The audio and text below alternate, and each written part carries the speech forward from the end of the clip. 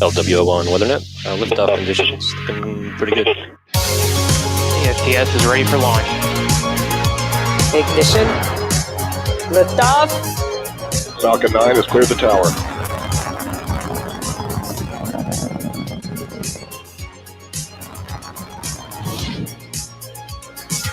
Ten, 9, 8, Side booster ignition. 6, 5, 4, 3, 2, 1.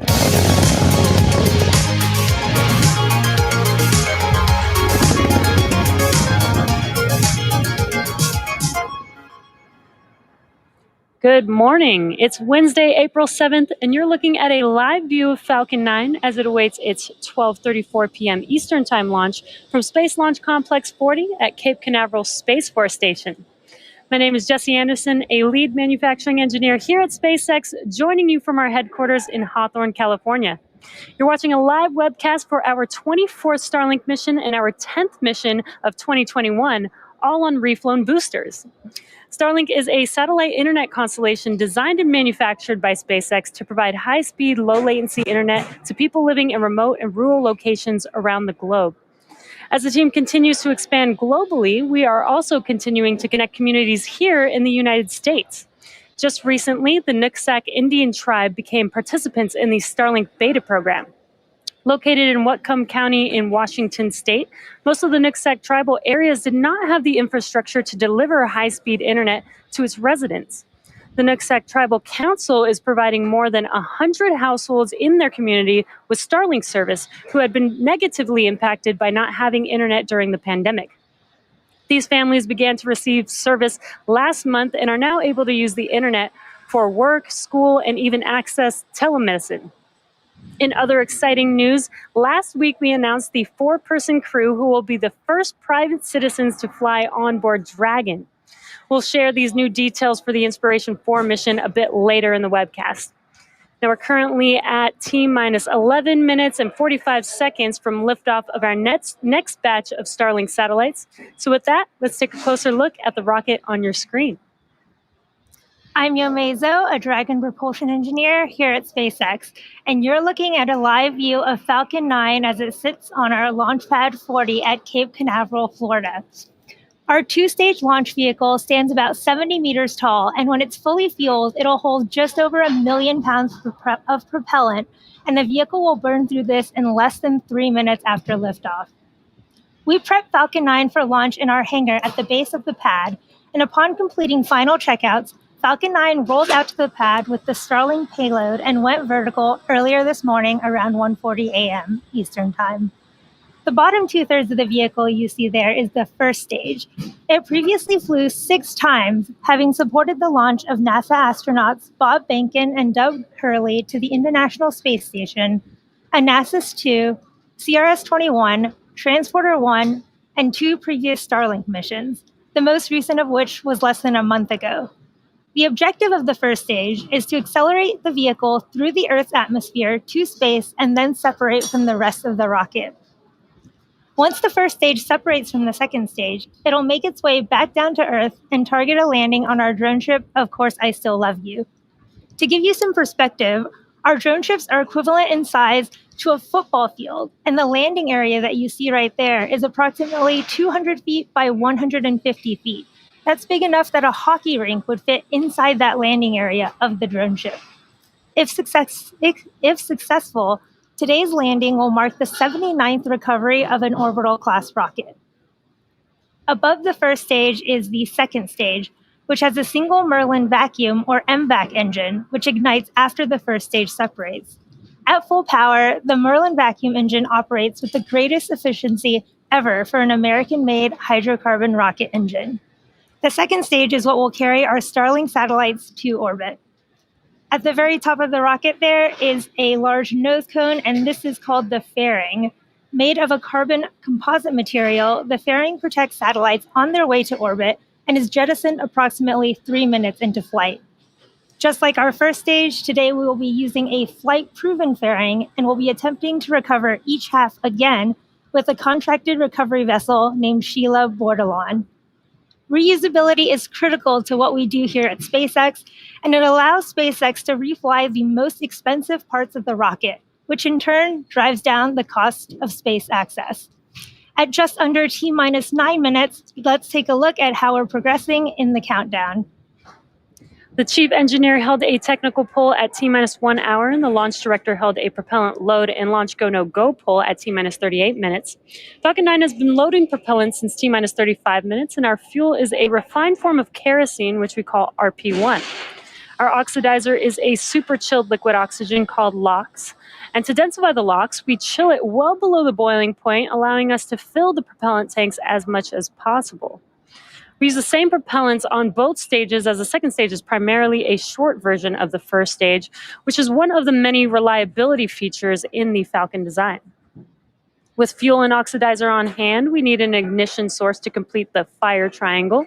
For this, Falcon 9 uses TTEB, which you'll see at T-minus 2 seconds via the green spark right before the rocket takes off. In addition to RP-1 and LOX aboard, Falcon 9 uses helium to keep the tanks pressurized in flight and the propellant flowing correctly into the engines without air bubbles as the propellants deplete. Helium load began before the webcast went live and will continue to be topped off until a minute and a half before launch. Very shortly, we will open the pre-valves between the first stage engines and the propellant tanks. And at T-minus 7 minutes, engine chill will begin. This will cool the turbo pumps and avoid thermal shocks when we start the pumps at T-minus 2 seconds to light the Merlin engines. The vehicle is healthy and we're currently working no issues. Range is still green. Weather is looking great, as you can see on your screen. We got some beautiful blue skies over there in Florida. We have a 90% chance of favorable weather for T0. And all systems continue to be go for liftoff at 12:34 p.m. Eastern Time. If for some reason we don't launch today, we do have a backup opportunity tomorrow at 12:12 p.m. Eastern Time. In February, we announced the world's first all-commercial astronaut mission to orbit, commanded by Jared Isaacman, the 37-year-old founder and chief executive officer of Shift4 Payments, and an accomplished pilot and adventurer. The mission is named after Inspiration 4 because of the 4-person crew's mission to inspire support for St. Jude Children's Research Hospital and send a humanitarian message of possibility. Since February, the other 3 crew members have been selected from the general public, and we are excited to tell you a little bit more about them, their roles, and the mission. Together, this 4-person crew represents the pillars and purpose for the Inspiration 4 mission: leadership, hope, prosperity, and generosity, with Jared representing leadership. Haley Arsenault of Memphis, Tennessee, will serve as the medical officer overseeing medical care and experiments on the mission and occupy the seat of hope. Haley's selection is particularly poignant for this mission, as she is a former cancer patient of St. Jude Children's Research Hospital. Now at 29 years old, she has become an inspiration to others at the hospital where she works as a physician's assistant. Dr. Cyan Proctor is a 51-year-old entrepreneur, educator, trained pilot, and active voice in the space exploration community. She was awarded the seat of prosperity after being selected as the top entrant of an independently judged online business competition conducted by the Shift4 Shop e-commerce platform. Dr. Proctor will serve as the mission pilot and back up the commander and support related needs throughout the mission. Christopher Simbrowski is a 41-year-old mechanical fault detection and diagnostics lead at Lockheed Martin and United States Air Force veteran. He was awarded the seat of generosity after contributing to a special fundraising campaign for St. Jude Children's Research Hospital. Mr. Simbrowski will serve as the mission specialist and help manage payload, science experiments, communications to mission control, and more. Over the coming months, the crew will undergo rigorous commercial astronaut training by SpaceX before their targeted launch date, which is no earlier than September of this year. We're currently just under 4.5 minutes from liftoff, and Falcon 9 is now moving into the final stages of the countdown. We're currently waiting for the transporter erector, or the TE, to retract. The TE is that structure next to the vehicle behind the fairing, as you can see there, and the clamps are starting to open up there. Now, after the clamps are fully open, the transporter erector will begin to retract away from the rocket slightly. And then at T0, hydraulics will pull the TE farther away from Falcon 9 to clear the way as the vehicle lifts off. It looks like the clamps are just about finished, and the TE is retracting back. It looks very slight, but it's just enough to move away from the vehicle. And we use the TE to roll the rocket out to the pad and raise it to its vertical launch position. It also provides liquids, gases, electrical connections to the second stage, as well as air conditioning to the payload fairing. And it looks like that TE retraction is now complete. The first and second stages are both nearly fully loaded with 1 million pounds of kerosene fuel and liquid oxygen. Superchilled liquid oxygen is our propellant oxidizer, and when its temperature is increased, it turns from liquid to gas, which is why you see some white clouds around Falcon 9, and that's that liquid oxygen meeting the warmer... bleed verification. It's that liquid oxygen meeting that warmer, humid ambient air. Stage 1 LOX load complete. And there's that call out that stage 1 LOX loading is now complete. Second stage will wrap up LOX load at T-minus 2 minutes. T-minus 60 seconds, Falcon 9 will be in startup, and this means that the rocket's autonomous internal flight computers have taken over the launch countdown. Just inside of T-minus 2 seconds, we light the Merlin M1D engines, and we use TTEB, as I mentioned earlier, as our ignition fluid. Now, when TTEB mixes with oxygen, it burns a green-colored flame, and then we allow the fuel into the thrust chamber, and the engine comes up to full power for liftoff at T0.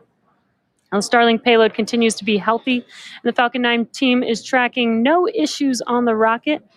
Weather is still looking beautiful over there in Cape Canaveral, and the range has cleared the surrounding ground, water, and airspace and are green for launch today.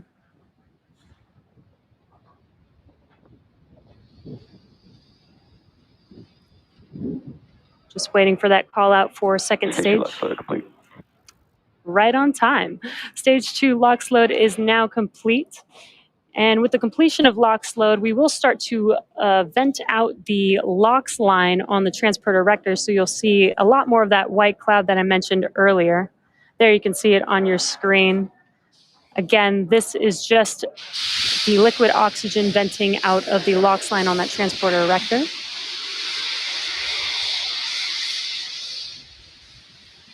And just under 15 seconds or so, Falcon 9 will be in startup, and stage 1 and stage 2 will start to pressurize for launch. Again, the weather looks amazing over there. Some blue skies. Great weather for a launch. Falcon 9 in startup.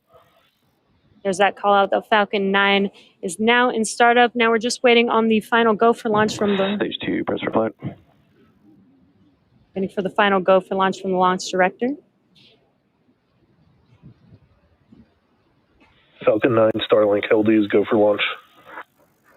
And there it is. All systems are go for launch. T-minus 30 seconds. Now let's listen into the terminal count and watch as Falcon 9 takes our stack of Starlink satellites into space. Stage 1's startup pressures. T-minus 15 seconds. Falcon 9 is configured for flight. 10, 9, 8, 7, 6, 5, 4, 3, 2, 1, 0. Ignition and liftoff.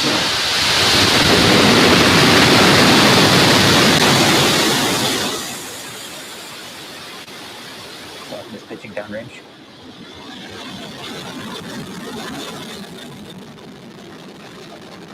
Stage 1 propulsion Falcon.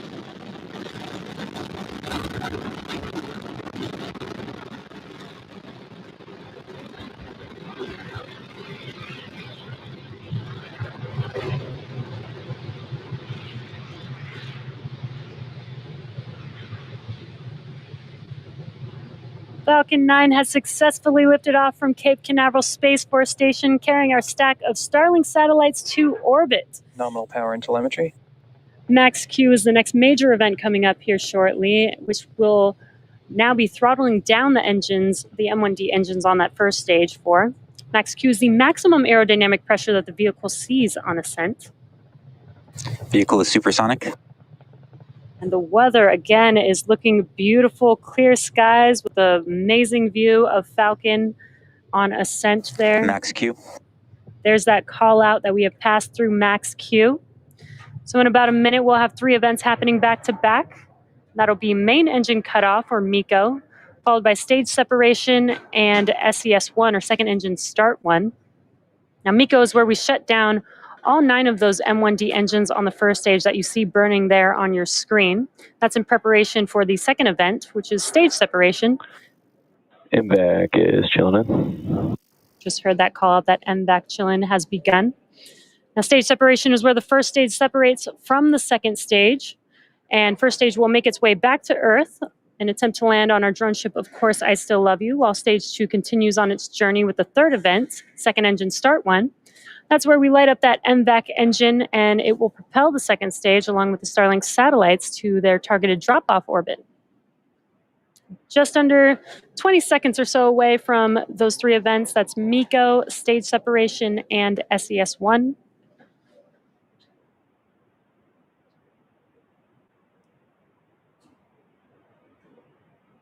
You should be able to see MECO here in a few seconds with those 9 M1D engines shutting down here shortly.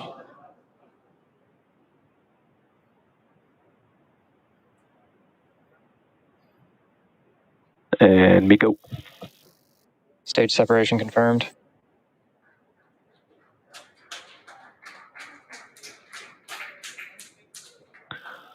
MVAC ignition and throttle up. And there we've had main engine cutoff and stage separation. You can see that from the ground tracking view there. We did have a good call out of second engine start 1 on the second stage. Fairing jettison confirmed. And we heard the call out for fairing deploy.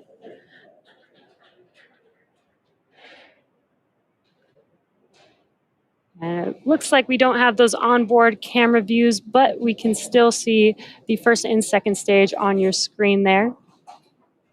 Now, as a reminder, we will be attempting to recover the fairing halves today with our contracted recovery vessel named Sheila Bordelon.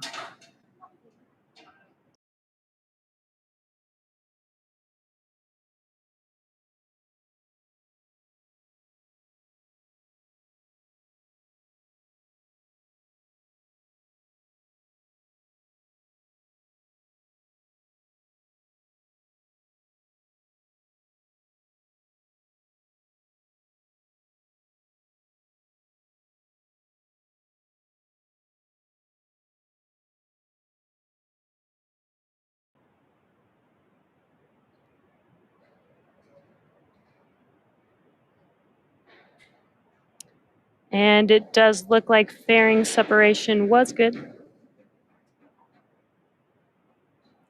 Now, as stage 2 takes our Starlink satellites to their targeted drop-off orbit, stage 1 will make its way back to Earth by executing 2 burns. The first is the entry burn. That's where 3 of the M1D engines will reignite. This helps to slow the stage down as it re-enters the upper part of the Earth's atmosphere. Now, the second burn is the landing burn, and this is the single engine burn that brings the vehicle speed down rapidly in order to land on the drone ship, and that is that center E9 engine, which is just powerful enough to slow the vehicle down to touch down on that drone ship. Second stage is following the nominal trajectory. And we do hear that call out that second stage is looking nominal. Unfortunately, we do not currently have any onboard views of that second stage at the moment, but everything is still looking nominal so far.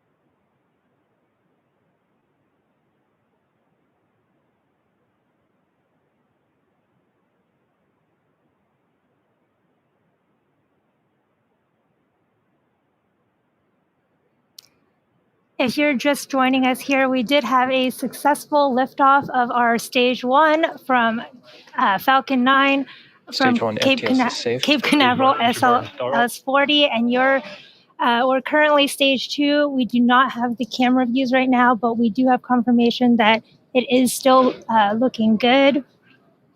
Again, our Stage 2 is delivering our Starlink satellites to low Earth orbit, and that's our stack of 60 Starlink Stage 1 satellites. entry burn shut down. Second stage continues to follow the nominal trajectory. We just heard that call out that Stage 1 entry burn was successful, and there you can see we do have our Stage 2 camera view finally back, and it is looking good there with that MVAC nozzle glowing. And there's our Stage 1 view back on our left as it continues to cruise down, getting ready for the start of its landing burn in about 30 seconds here. You can see those hypersonic grid fins of the first stage there on your left, and they control and help orient that first stage as it comes back down to Stage Earth. 1 transonic. Again, Stage 1 will be targeting landing on our drone ship, Of Course I Still Love You. And right before landing, it will deploy 4 carbon fiber landing legs. Start of terminal guidance.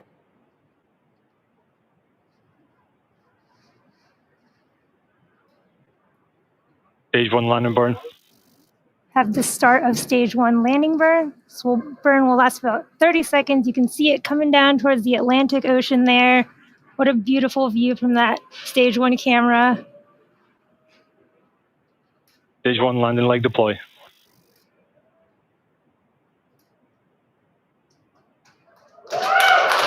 What an amazing view. Stage 1 landing confirmed. What an amazing view of that Stage 1 landing burn. We got our cameras back just in time for that. And this marks our 79th successful recovery of an orbital class rocket and the 7th recovery of this particular booster. Expected loss of signal, Kate. We had an expected loss of signal there, but Nominal orbital insertion. we did have confirmation of second engine cutoff and a good orbit. And now Stage 2 is going to coast in this orbit for the next 35 minutes or so. And while that happens, take a look at this animation showcasing where we are in the coast phase, and we'll see you back here at T plus 45 minutes for a second stage relight.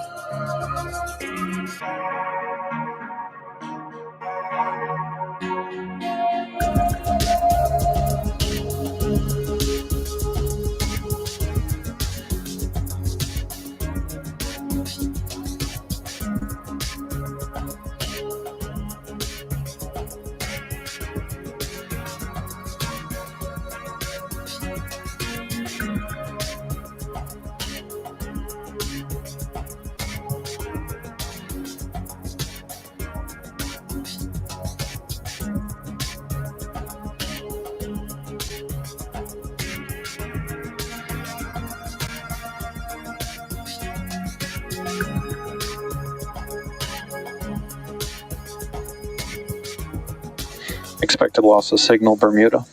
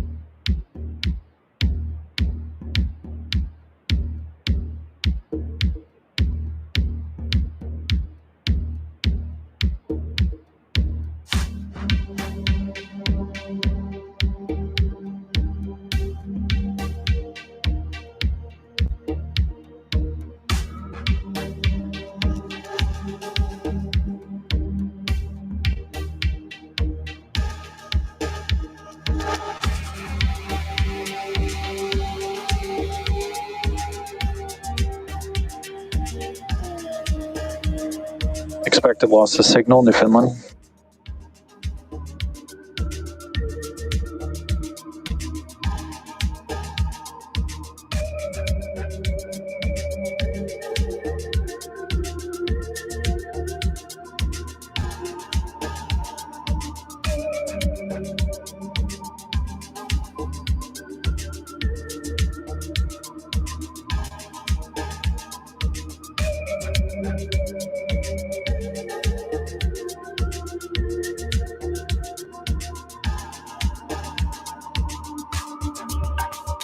Acquisition of signal, Goonhilly, England.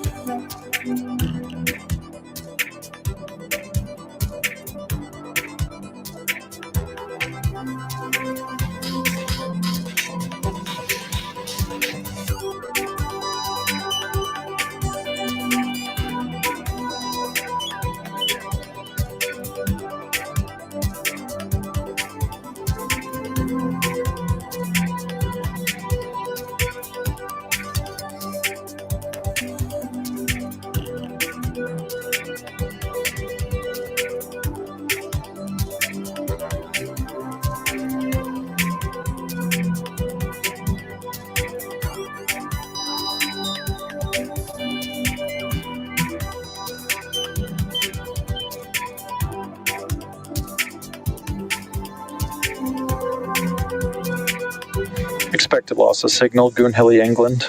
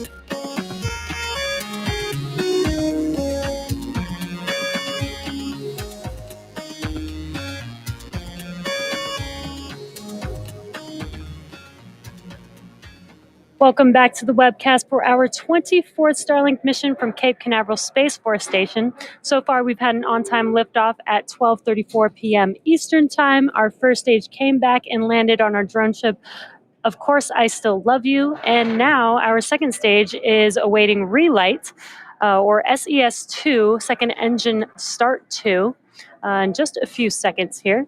And it'll just be a 1-second burn. It's a very quick burn. It may not look like much on your screen, but it does take us to our targeted drop-off orbit. So we should hear that call out coming shortly here.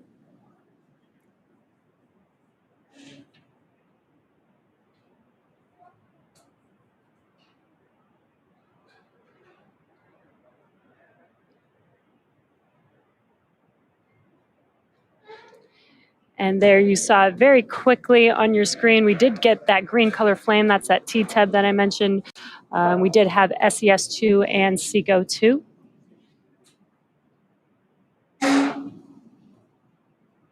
Waiting for confirmation of good orbit. And we did confirm a good orbit. So again, our Starlink sats will ultimately end up in a LEO or low Earth orbit about 550 kilometers above the Earth's surface, which is different than your typical geostationary or geosat, which orbits roughly 36,000 kilometers above Earth. And we have another 15-minute coast phase before we deploy our next batch of Starlink satellites into orbit. And during this time, the spacecraft will start to spin along its central axis, giving the Starlink satellites the momentum that they need to space themselves out over time after they deploy. So while this happens, sit back and enjoy some more space jams. We'll see you back here at T+1 hour and 3 minutes.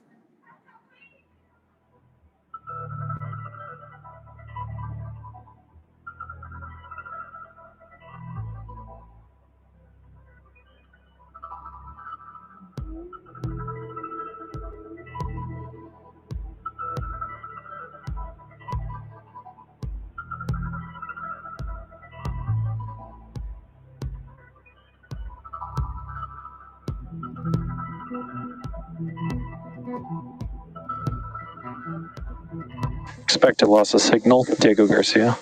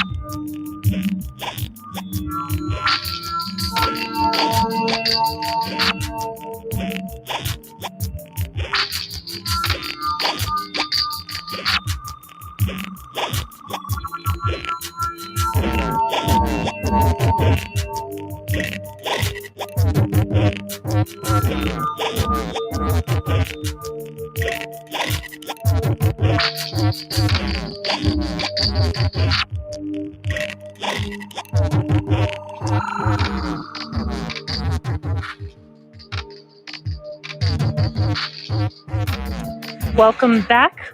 If you're just now joining us, we had an on-time liftoff at 12:34 p.m. Eastern Time. Our first stage booster had a successful 7th flight, as well as landed for its 7th time and the 79th recovery overall. Stage 2 completed its 2 burns to enable reaching the targeted drop-off orbit, and now we are coming up on the deployment of our Starlink satellites here shortly. And we are waiting to see if we can get some live views. Otherwise, if we don't, we should be able to hear the call out for payload deploy. And that should be coming here in just under 20 seconds or so.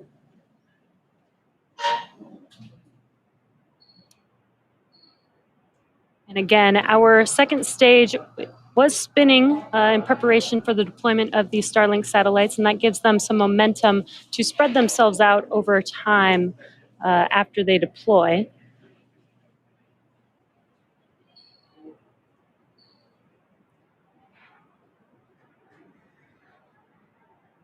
Payload deployment confirmed. There we go. There's that call out, and we do have a visual of those Starlink satellites drifting away from second stage out in space. Now again, this is their drop-off orbit. So shortly, they will deploy their solar array, and over the next few days and weeks, they will distance themselves from each other and use their onboard ion thrusters to make their way to their operational orbit. And with that, that brings our webcast to a close. Thank you to the Range and FAA for supporting today's mission. If you're interested in Starlink service, head over to starlink.com and sign up. And as always, thanks for joining us and have a great afternoon.